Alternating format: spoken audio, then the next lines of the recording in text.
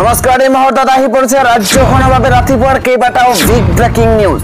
আজি 8 মে অসমৰ লগতে ভাৰতৰ বিভিন্ন প্ৰান্তৰ পৰা ৰাতিপুৱাৰ কেইবাটাও খবৰ আহি পৰিছে। এই মুহূৰ্তত জনাই আছো এটা গুৰুত্বপূৰ্ণ খবৰ। কালি সমাপ্ত হৈছে পঞ্চায়ত নিৰ্বাচনৰ দ্বিতীয়টো পৰ্যায়। কালি পঞ্চায়ত নিৰ্বাচন সমাপ্ত হৈছে আৰু তাৰ মাজতেই এক ভয়ংকৰ ঘটনা সংঘটিত হৈছে। এটা ভোট কেন্দ্ৰতে উত্তপ্ত পৰিস্থিতিৰ সূচনা হৈছে। দুটা বেলট বাকচক লৈ উত্তপ্ত হৈ পৰিছে। স্থানীয় ৰাইজে ঘেৰাও কৰিছে বাহন। এই মুহূৰ্তত জনাই আছো ডাঙৰ খবৰ। পঞ্চায়ত নিৰ্বাচনক লৈ নিশা ৰাজ্যৰ উত্তপ্ত পৰিস্থিতিৰ সূচনা হৈছে, কিয়নো কালি আছিল পঞ্চায়ত নিৰ্বাচনৰ দ্বিতীয়টো পৰ্যায়। প্ৰথম পৰ্যায় সমাপ্ত হোৱাৰ লগে লগে দ্বিতীয় পৰ্যায় কালি সমাপ্ত হৈছে আৰু তাৰ মাজত এটা ভোট কেন্দ্ৰত এক উত্তপ্ত পৰিস্থিতি। দুটা বেলট বাকচক লৈ উত্তেজিত হৈ পৰিছে স্থানীয় ৰাইজে ঘেৰাও কৰিছে বাহন। ভোট কেন্দ্ৰৰ পৰা বেলট বাকচ নিবলৈ লওঁতেই ৰাইজে ধাৰণ কৰিছে উগ্ৰমূৰ্তি। এটা বাকচ খালী আৰু আন এটা বাকচ চিল নমৰাকৈ নিয়াক লৈ উত্তেজনা। নিশা 10 মান বজাতেই 54 নম্বৰ জাগ্ৰা নাপ্তিপাৰা 10 নম্বৰ ভোট কেন্দ্ৰতে এই ভয়ংকৰ ঘটনা সংঘটিত হৈছে। বেলট বাকচ চিল নমৰাকৈ লৈ যোৱাৰ বাবেই উত্তপ্ত হৈ পৰিছে স্থানীয় ৰাইজ। নিশা 10 মান বজাতেই এই কাণ্ড সংঘটিত হৈছে। পঞ্চায়ত নিৰ্বাচনক লৈ নিশা ৰাজ্যত উত্তপ্ত পৰিস্থিতি।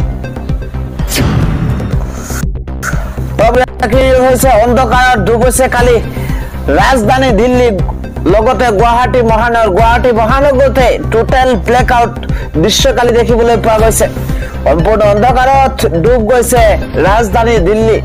টোটেল ব্লেক আউটত স্তব্ধ হৈ পৰিছে গুৱাহাটী মহানগৰী।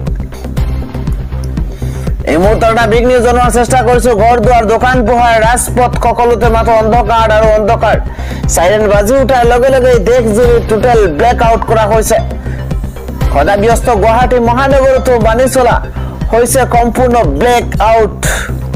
এটা মই আলোকচিত্ৰ দেখিলে আপোনালোকে অনুমান কৰিব পাৰিব এইদৰে সম্পূৰ্ণ ব্লেক আউট কৰা হৈছে। মধ্যপ্ৰদেশ, মহাৰাষ্ট্ৰ, উত্তৰ প্ৰদেশ সকলোতে মানি লোৱা হ'ল কেন্দ্ৰৰ নিৰ্দেশনা। সম্পূৰ্ণ অন্ধকাৰত ডুব গৈছে ৰাজধানী দিল্লী। কালি আছিল অপাৰেশ্যন সিন্দুৰ। কালি অপাৰেশ্যন সিন্দুৰ সমাপ্ত হৈছে আৰু তাৰ মাজতে এইদৰে কালি কেন্দ্ৰৰ নিৰ্দেশনা মতে ঘৰ দুৱাৰ দোকান পোহাৰ ৰাজপথ সকলোতে মাথো অন্ধকাৰ। গুৱাহাটী মহানগৰ ৰাজধানী দিল্লীতো কেৱল অন্ধকাৰ দেখিবলৈ পোৱা গৈছে। আজি ৰাতিপুৱাৰ পৰৱৰ্তী ব্ৰেকিং নিউজ। কেন্দ্ৰীয় গৃহমন্ত্ৰী অমিত শ্বাহে বৃহৎ ঘোষণা কৰিছে। প্ৰাক সন্ত্ৰাসবাদীৰ বিৰুদ্ধে পুনৰ হ'ব ভয়ংকৰ আক্ৰমণ। এই মুহূৰ্তত জনাই আছো এটা ব্ৰেকিং নিউজ। অপাৰেশ্যন সিন্দুৰৰ পাছতেই সন্ত্ৰাসবাদীৰ বিৰুদ্ধে পুনৰ হ'ব শক্তিশালী আক্ৰমণ। কেন্দ্ৰীয় গৃহমন্ত্ৰী অমিত শ্বাহে স্পষ্ট বাৰ্তা দিছে। পুলিয়ে পোখাই উৎখাত কৰা হ'ব সন্ত্ৰাসবাদীক।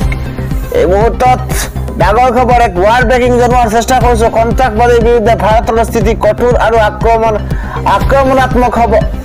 ভাৰত আৰু ভাৰতীয়ক সুৰক্ষাৰ বাবে যোগ্য প্ৰত্যুত্তৰ দিব মোদী চৰকাৰে। অপাৰেশ্যন সিন্দুৰৰ পাছতে সন্ত্ৰাসবাদীৰ বিৰুদ্ধে পুনৰ হ'ব শক্তিশালী আক্ৰমণ। কেন্দ্ৰীয় গৃহমন্ত্ৰী অমিত শ্বাহে স্পষ্ট বাৰ্তা দিছে। আন এটা খবৰ হৈছে IPLৰ মাজতে দুখন ষ্টেডিয়াম লৈ ভাবুকি পৰা মেইল আহিছে। উৰুৱাই দিয়াৰ ভাবুকি দিয়া হৈছে IPLৰ দুখনকৈ ষ্টেডিয়াম। এই মুহূৰ্তত বিগ নিউজ জনোৱাৰ চেষ্টা কৰিছে। অপাৰেশ্যন সিন্দুৰৰ মাজতে দেশৰ দুখন ষ্টেডিয়াম উৰুৱাই দিয়াৰ ভাবুকি। IPL খেল চলি থকাৰ মাজতে ষ্টেডিয়ামলৈ আহিলে ভাবুকি পৰা ইমেইল। গুজৰাটৰ নৰেন্দ্ৰ মোদী ষ্টেডিয়াম বোমাৰে উৰুৱাই দিয়া ভাবুকি অচিনাক্ত দুৰ্বৃত্তৰ। পশ্চিমবংগৰ ইডেন গাৰ্ডেনকো লক্ষ্য কৰি লোৱাৰ হুংকাৰ। উত্তেজনাৰ মাজতে পশ্চিমবংগত ছুটি বাতিল আৰক্ষী প্ৰশাসনৰ। সকলো ব্যক্তিগত স্কুল বন্ধ ৰখাৰ আহ্বান জনাইছে পশ্চিমবংগৰ মুখ্যমন্ত্ৰীয়ে। অপাৰেশ্যন সিন্দুৰৰ মাজতে দেশত দুখন ষ্টেডিয়াম উৰুৱাই দিয়াৰ ভাবুকি প্ৰদান কৰা হৈছে।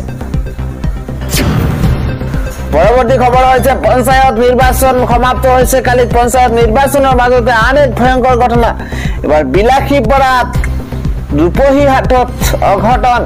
দ্বিতীয় পৰ্যায়ৰ নিৰ্বাচনত লাগিছে হাহাকাৰ। ভাঙি চুৰমাৰ প্ৰাৰ্থীৰ বাসগৃহ। আহত হৈ পৰিছে কেইবাগৰাকী লোক।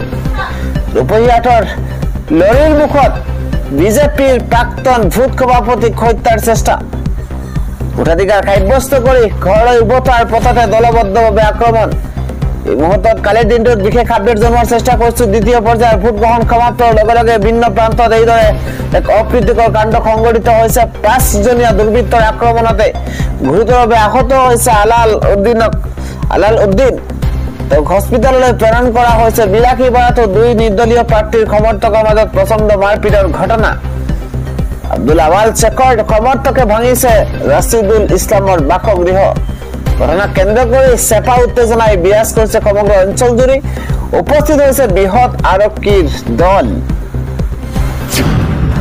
পৰৱৰ্তী খবৰ আকৌ হ'ব আক্ৰমণ এয়া ট্ৰেইলাৰ হে সিনেমাটো এতিয়া বাকি আছে চিৰবৈৰী পাকিস্তানৰ বিৰুদ্ধে পুনৰ হ'ব আক্ৰমণ অপাৰেশ্যন সিন্দুৰত কেৱল মাত্ৰ ট্ৰেইলাৰ হে আছিল পাকিস্তানৰ বিৰুদ্ধে ইয়াতকৈও অধিক শক্তিশালী হ'ব আক্ৰমণ পাকিস্তানৰ বিৰুদ্ধে अभी भी পিকচাৰ বাকি হে ভাৰতীয় সেনাৰ প্ৰাক্তন মুৰব্বী মনোজ নৰৱানৰ এই বিশেষ পোষ্ট अभी বাকি হে পাকিস্তানৰ বিৰুদ্ধে अभी भी पिक्चर बाकी है बुद्धो मंतव्य কৰিছে বিশেষ পোষ্ট কৰিছে अभी तो ट्रेलर देखा है पिक्चर अभी बाकी है পাকিস্তানৰ বিৰুদ্ধে ইয়াতকৈ অধিক শক্তিশালী হ'ব আক্ৰমণ পৰৱৰ্তী খবৰ হৈছে ফ্লাইটত কৰবালৈ যাম বুলি যদি ভাবিছে সিদ্ধান্ত খলুৱাই ভাল কিয়নো 200 খনতকৈ বেছি ফ্লাইট বাতিল কৰা হৈছে 10 মে পৰ্যন্ত বন্ধ হ'ব কেইবাটাও বিমানবন্দৰৰ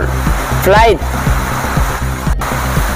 পাকিস্তানৰ পাক অধিকৃত কাশ্মীৰৰ সন্ত্ৰাসবাদী ঘাটিত ভাৰতীয় সশস্ত্ৰ বাহিনীৰ ক্ষেপণাস্ত্ৰ আক্ৰমণৰ পৰিপ্ৰেক্ষিতত আকাশসীমা বিধি নিষেধৰ কাৰণে ভাৰতীয় বিমান সংস্থাসমূহে জম্মু আৰু শ্ৰীনগৰ সহ দেশৰ বিভিন্ন চহৰত ফ্লাইট বাতিল কৰা হৈছে এয়াৰ ইণ্ডিয়াৰ তৰফৰ পৰা এক বিবৃতি জনোৱা হৈছে যে তেওঁলোকে এক চেনেল যোগে লিখিছে যে বিমান পৰিবহণ দপ্তৰৰ নিৰ্দেশ অনুসৰি আগন্তুক 10 মেৰ পুৱা 6:29 পৰ্যন্ত শ্ৰীনগৰ আদি কৰি কেইবাখনো বিমানবন্দৰত আমাৰ কোনো যাত্ৰীয়ে যাত্ৰা কৰিব নোৱাৰিব পৰৱৰ্তী ব্ৰেকিং নিউজ নৰেন্দ্ৰ মোদীৰ নেতৃত্বত পাকিস্তানক ভাৰতীয় সেনাই দিয়া যোগ্য প্ৰত্যুত্তৰত মই আনন্দিত ভাৰতত থকা সকলো ধৰ্মৰ মানুহ একত্ৰিত হৈ থাকিব লাগে বুলি মন্তব্য কৰিছে মন্ত্ৰী পীযুষ হাজৰিকাই নৰেন্দ্ৰ মোদীৰ নেতৃত্বত পাকিস্তানক ভাৰতীয় সেনাই দিয়া যোগ্য প্ৰত্যুত্তৰত মই আনন্দিত মন্ত্ৰী পীযুষ হাজৰিকাই মন্তব্য কৰিছে ভাৰতীয়সকলক একত্ৰিত হোৱাটো অত্যন্ত জৰুৰী আমি ভাৰতত থকা সকলো ধৰ্মৰ মানুহ একত্ৰিত হৈ থাকিব লাগে পাকিস্তান আমাৰ শত্ৰু দেশ পাকিস্তানৰ লগত আমি আপোচ নকৰো ভাৰতত থাকি পাকিস্তানক সমৰ্থন কৰা সকলৰ বিৰুদ্ধে আমি কঠোৰতকৈ কঠোৰ সিদ্ধান্ত ল'ম পাকিস্তানত ভাৰতৰ এয়াৰ ষ্ট্ৰাইক সন্দৰ্ভত প্ৰতিক্ৰিয়া প্ৰকাশ কৰিছে মন্ত্ৰী পীযুষ হাজৰিকাই ভাৰতীয়সকলক একত্ৰিত হোৱাটো অত্যন্ত জৰুৰী আমাৰ 27 জন মানুহক প্ৰাক সন্ত্ৰাসবাদীয়ে বৰ্বৰভাৱে হত্যা কৰিছিল এই হত্যাৰ যোগ্য প্ৰত্যুত্তৰ নৰেন্দ্ৰ মোদীৰ নেতৃত্বত ভাৰতীয় সেনাই যোৱা নিশা দিছে ভাৰতে এতিয়া কাৰো ওচৰত নতকি নকৰে ভাৰতে সন্ত্ৰাসবাদীৰ লগত কোনো পৰ্যায়ত আপোচ নকৰে মন্তব্য কৰিছে মন্ত্ৰী পীযুষ হাজৰিকাই